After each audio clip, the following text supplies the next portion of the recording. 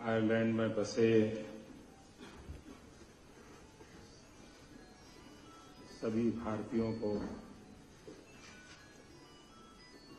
नमस्कार।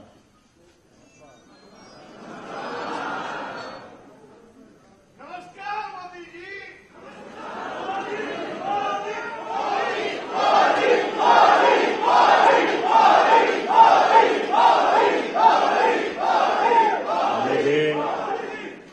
सबसे पहले तो आप सबकी क्षमा मांगनी है।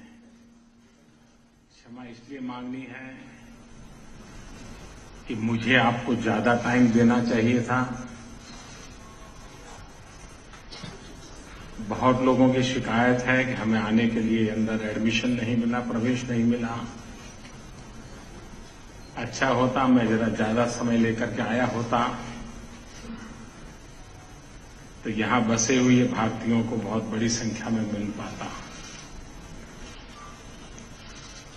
लेकिन मैं इतना कहूंगा, ये शुभ शुरुआत है।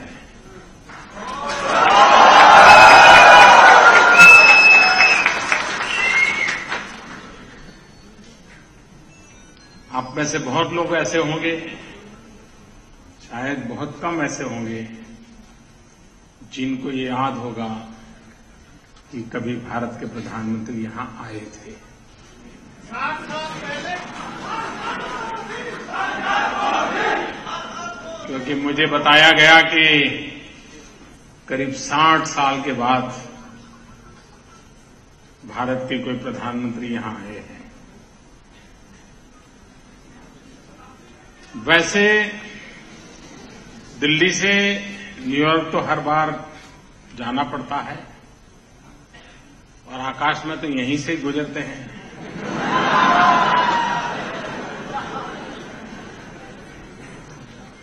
तो आप लोगों के प्यार ने मुझे खींच लिया तो ऊपर से मैं नीचे आ गया।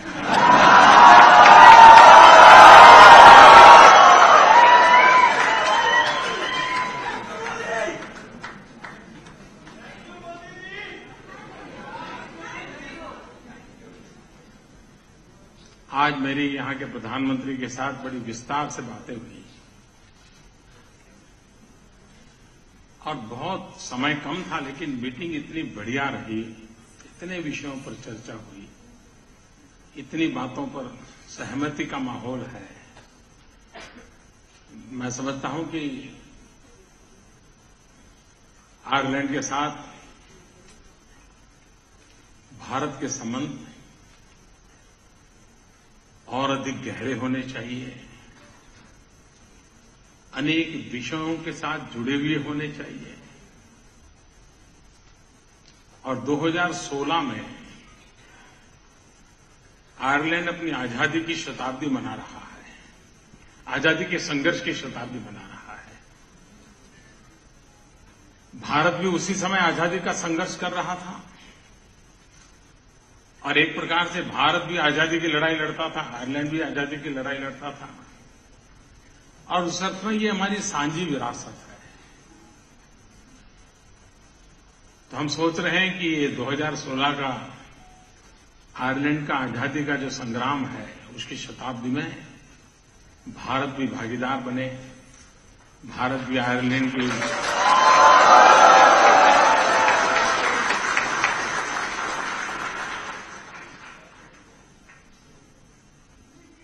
आयरलैंड और भारत की जो विशेषताएं हैं, कुछ मूल्य बहुत किसी न किसी कारण से एक दूसरे से जुड़े हुए हैं। अब जैसे भारत में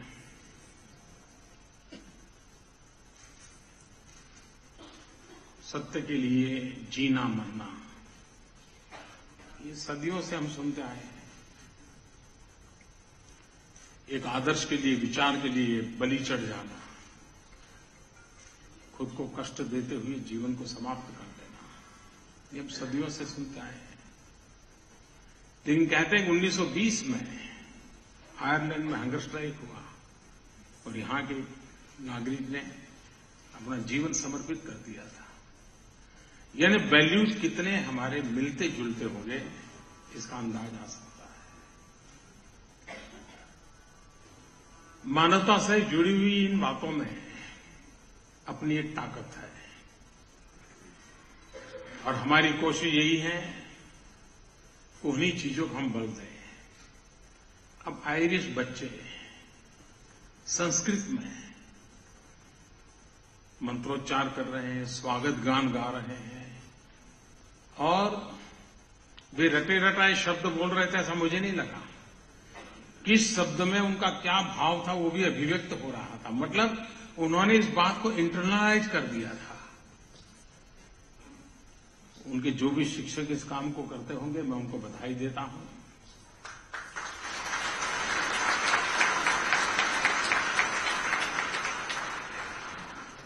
लेकिन ये खुशी की बात है, आयरलैंड में तो हम ये कर सकते हैं, लेकिन हिंदुस्तान में ऐसा कुछ करते तो पता नहीं।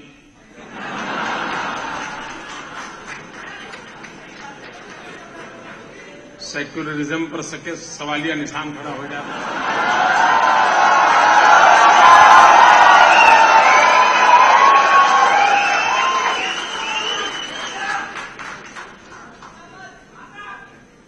लेकिन इन दिनों बदलाव आ रहा है। आप देखिए,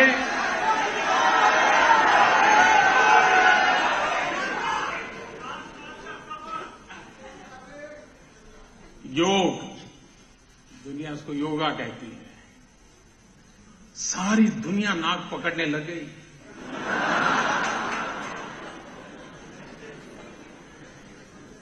विश्व के सभी देशों ने अंतर्राष्ट्रीय योगा दिवस मनाया। भारत का ये हजारों साल पुराना विज्ञान आज होलिस्टिक हेल्थ केयर के लिए, प्रिवेंटिव हेल्थ केयर के लिए एक बहुत बड़ी स्वीकार्य, स्वीकृत पद्धति के रूप में पूरे विश्व में फैल चुका है। और पहले हमारी यहां कल्पना क्या थी?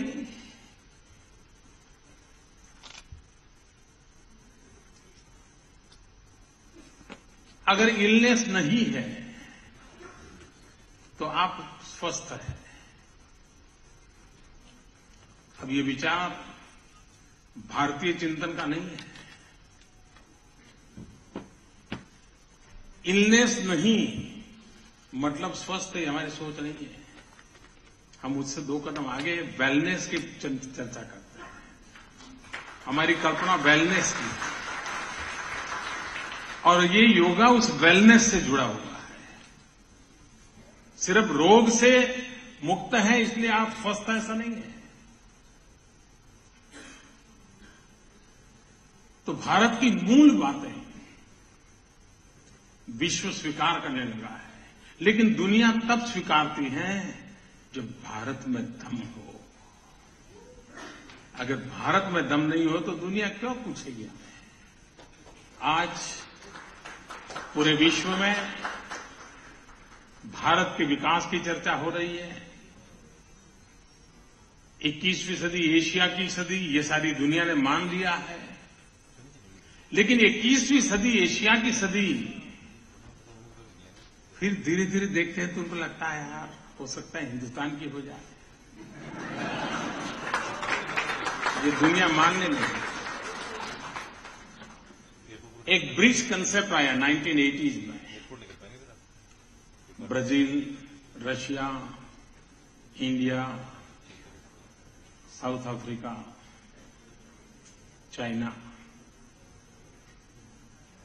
ब्रिक्स शब्द पॉपुलर हुआ। लेकिन कुछ वर्ष पहले लोग चर्चा करते थे कि BRCS इनकी तो गाड़ी पटरी पर है, आई जो है वो लुढ़क गया है, ऐसी चर्चा थी।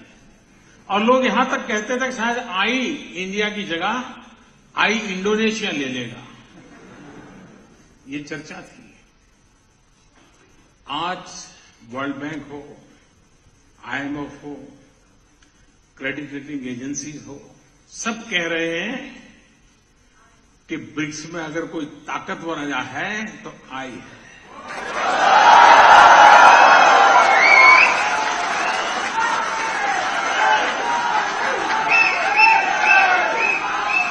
दुनिया की रेटिंग एजेंसी कह रही है कि भारत आज दुनिया के बड़े देशों की सबसे तेज गति से आगे बढ़ने वाली इकोनॉमी है, सबसे तेज गति से पूरी दुनिया में। अगर ये सिलसिला और आगे बढ़ा, और ज्यादा नहीं, 30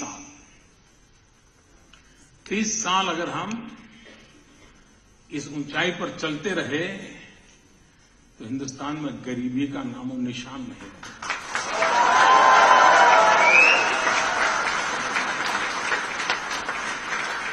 नौजवान को रोजगार मिलेगा, लेकिन 30 साल तक इस गति को बनाए रखना ये बहुत बड़ी चुनौती है। लेकिन ये चुनौती हम पार कर पाएंगे क्योंकि हम एक ऐसी ताकत के कालखंड में हैं जिसकी हमने कभी कल्पना तक नहीं की है, और वो है 65% जनसंख्या हिंदुस्तान की 35 साल से कम उम्र की है।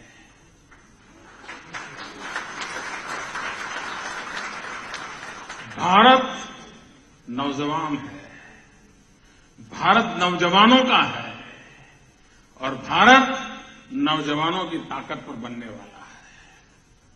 ये जो सामर्थ्य मिला है, ये नेक्स्ट 30 ईयर का सपना पूरा कर सकता है। देश विकास की नई ऊंचाइयों को पार कर रहा है। सभी क्षेत्रों में देश को आगे बढ़ाने के लिए सफल प्रयास हो रहे हैं, और विश्व भर में फैले हुए भारतीय जन भी आज सीना तान करके, आंख में आंख मिला करके दुनिया के साथ भारत की बात करने लगे हैं। इससे बड़ा गर्व क्या हो सकता है।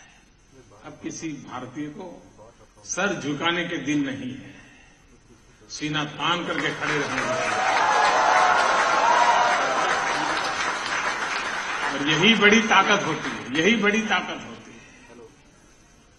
मैं आप सबको मिलने का मुझे अवसर मिला, मैं आपका बहुत ही, और इस कम समय में, क्योंकि मेरा कार्यक्रम बहुत कम समय में बना, इतनी बड़ी संख्या में आप लोग आए। और मुझे आपके एम्बेसडर कह रहे थे कि हम तो इतनी मारामारी चल रही है, हम किसको रोके, किसको लाएं, ज्यादा समय मिला होता तो अच्छा होता। लेकिन फिर भी मैंने पहले कहा, ऐसे ही एक शुभ शुरुआत है, ये रिश्ता और नाता जुड़ता रहेगा। और भारत के प्रधानमंत्री को यहां आने में अब 60 साल नहीं लगेंगे, ये मैं विश्वास दिलाता हूं आपको। बहुत बहुत धन्यवाद।